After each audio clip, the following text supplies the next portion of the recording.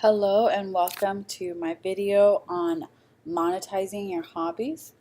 The point of this video is to basically explain the very minimum that you need to start monetizing your hobby, whether that be handmade goods or just something you're passionate about in the form of e-commerce or whatever you want to do, but mostly this is talking to handmade sellers. So this is what I like to call a minimum viable setup. It's really simple. All you need is a way to make sales and a way to build a following. This is all that you really truly need to get started. And I think it's so easy to get overwhelmed with all the options that you have out there for bells and whistles.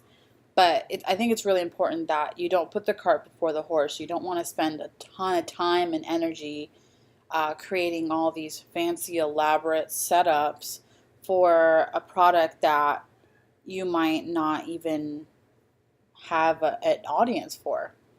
For lack of a better term, you want to make sure that there's actually people out there who want what you have to buy, and guarantee there are people out there that want what you have to buy, but it's important to find them first and get yourself set up at a minimum viable state rather than spending all your energy into like the flashiest website available, and then you don't have a lot of time or resources to connect with your actual buyers. So we're going to cover a way to make sales and a way to build a following in this video. So a way to make sales, also known as e-commerce. The most popular option right now for handmade sellers anyway is Etsy. But I really think you should consider some of the amazing alternatives available. I have no issues with Etsy, but sometimes, their algorithms can be a little difficult to manage for a new shop, and, to really have good success in Etsy, you want to have a lot of posts and a lot of listings, and for the very beginner it might be a little too much, although it's definitely user interface wise very easy to set up. But I just want to show you some other options that you have in case you didn't know there were other options. So the first one is Gumroad.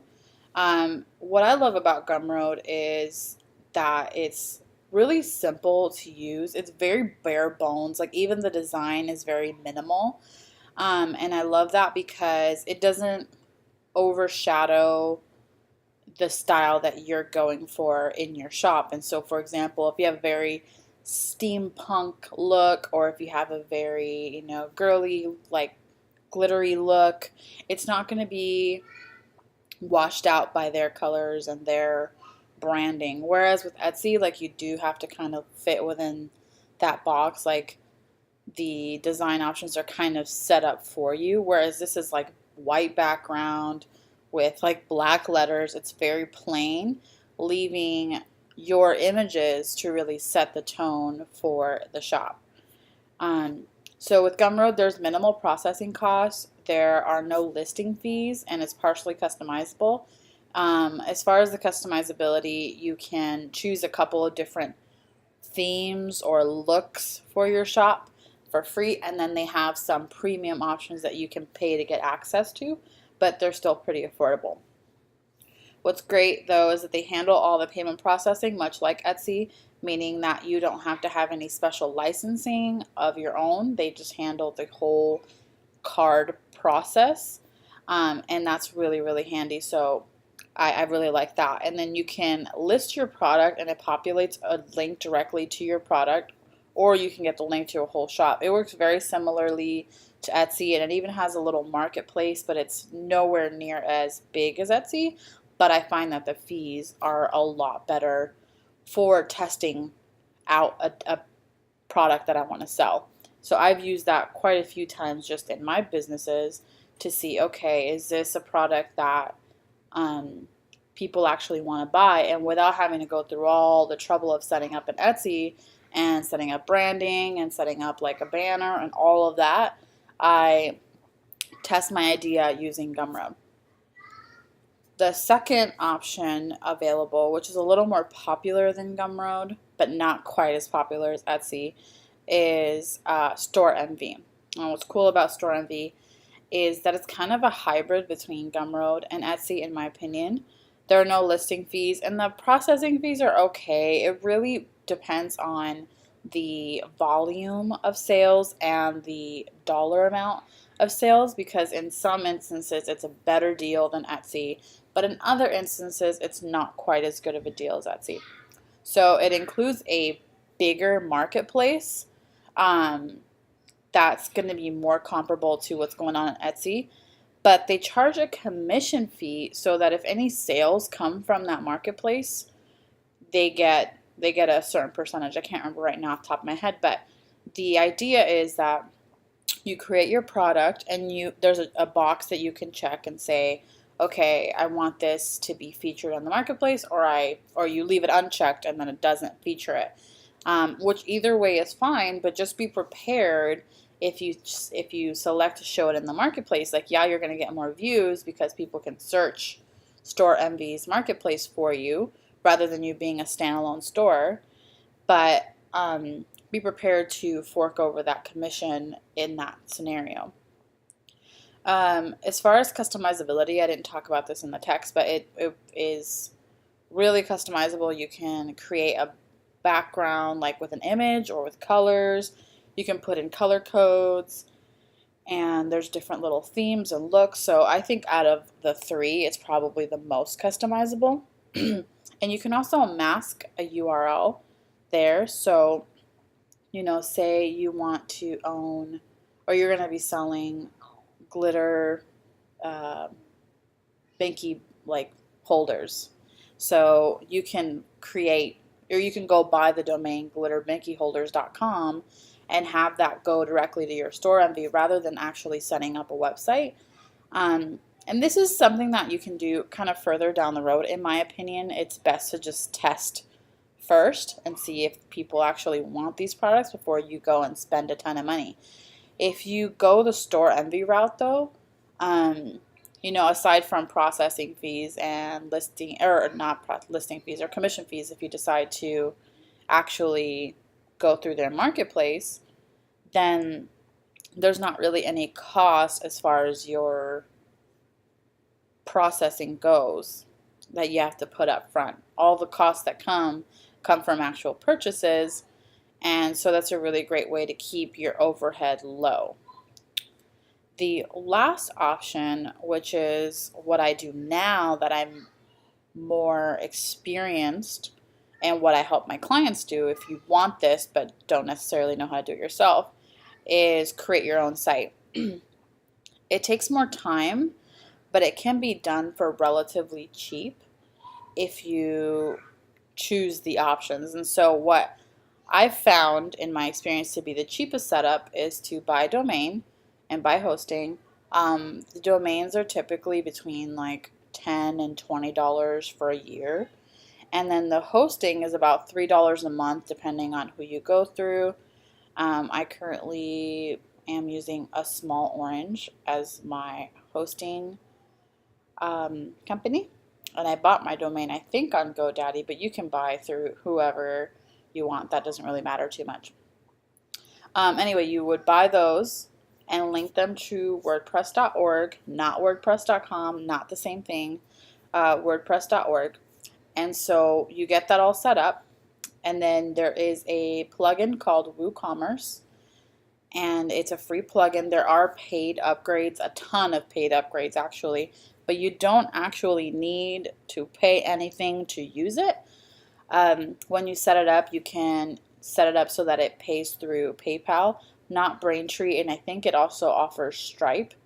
But if you do it through PayPal, you won't have to go through getting your SSL, which basically encrypts your site. If anyone wants to purchase on it, it protects their card information. So if you use PayPal, it's going to process through PayPal, and you won't have to worry about that on your site. You also can create a website that links to your Gumroad and Storenvy or Etsy.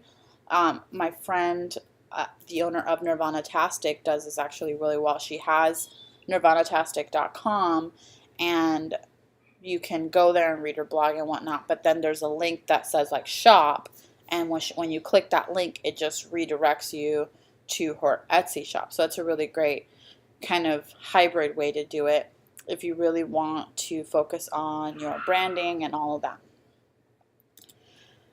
Now, the second part of this was building a following. Now, this is largely going to depend on your target market and your comfort levels around different social networks. My personal favorites are Instagram, Facebook, and Snapchat. In that order, by the way. And if you're creating handmade products, you're at a unique advantage right now because the social networks that are thriving in this current time, as of August in 2016, are highly visual. So Snapchat is obviously pictures or videos, Instagram is pictures or videos, and Facebook is moving to be mostly pictures or videos. Even them, they're pushing their live streaming, they're pushing their native videos.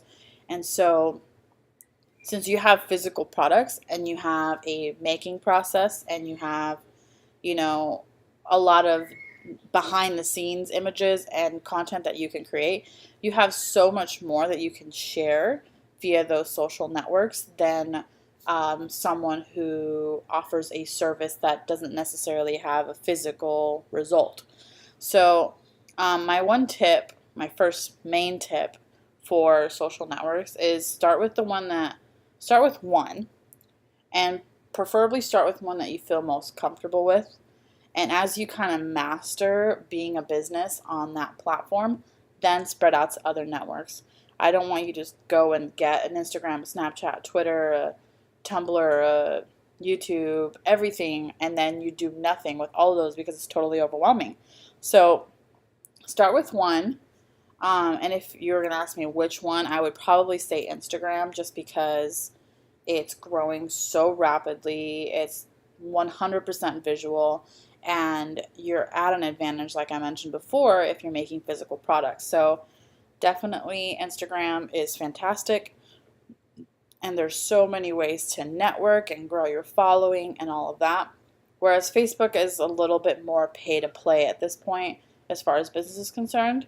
Their Facebook ads feature is amazing once you learn how to use it, but before then, you're really only getting, for every 100 fans that you have on your Facebook page, if you're not paying, you're only getting about 3 views of those 100.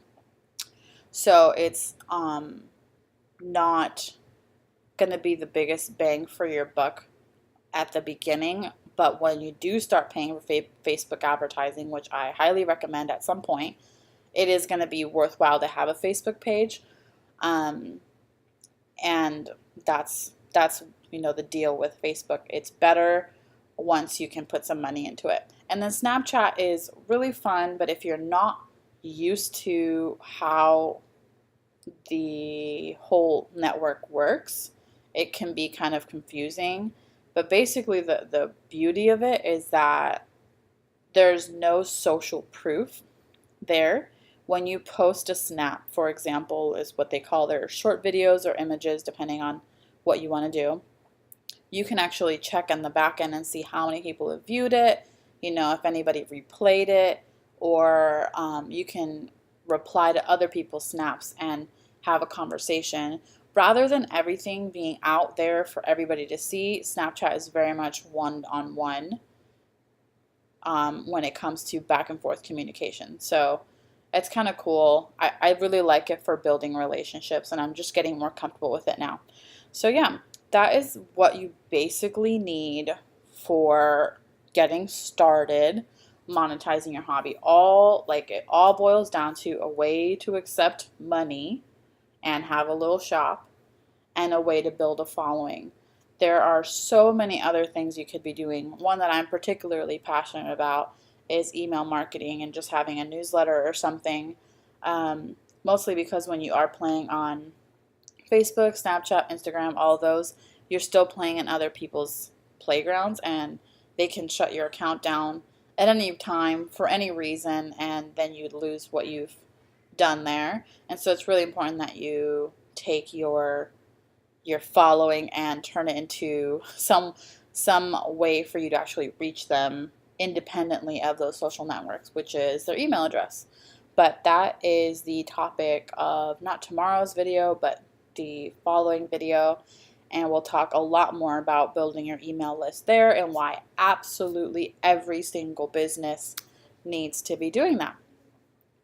So I hope you enjoyed this video, and I will see you soon.